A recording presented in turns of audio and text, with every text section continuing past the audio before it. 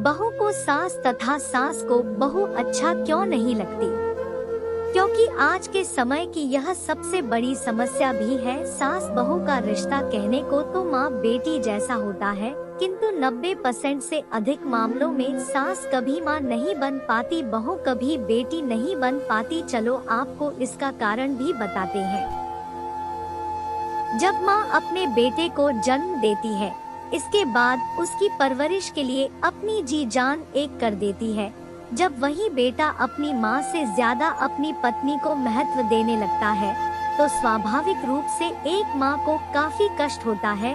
ऐसी स्थिति में जब एक बहू माँ बेटे और अपने बीच में सामंजस्य नहीं बैठा पाती, तो एक माँ को कष्ट होता है और वह बहू से नफरत करने लगती है, क्योंकि उसे लगता है कि इसने आकर हमारे बेटे को हमसे छीन लिया। इसलिए एक बेटे का यह कर्तव्य बन जाता है कि दोनों के बीच में कैसे प्यार का बंधन स्थापित करना है, जो माँ और पत्नी को यही पता न लग सके कि हमारा बेटा किसको अधिक महत्व देता है, और बेटा समान रूप से दोनों के प्रति अपने निष्पक्ष कर्तव्य का निर्वहन करता रहे।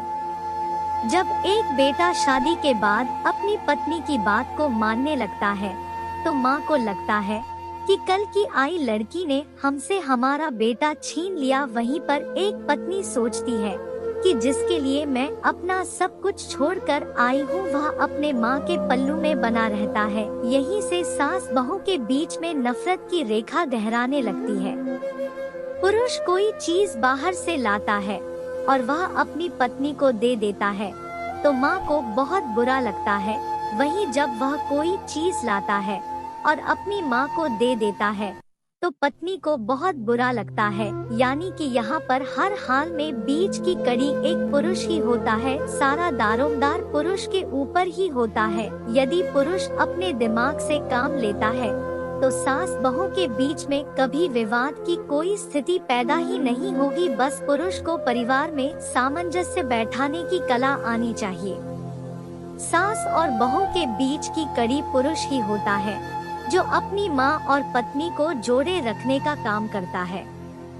यहाँ पर पुरुष का जिस ओर झुकाव हो जाएगा, तो उसके विपरीत दूसरा पक्ष निश्चित ही नाराज हो जाएगा और उन दोनों के बीच में नफरत की गहरी खाई खुद जाएगी।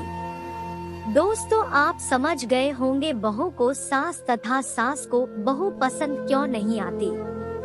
यह कहानी कैसी लगी कमेंट करके जरूर बताइएगा।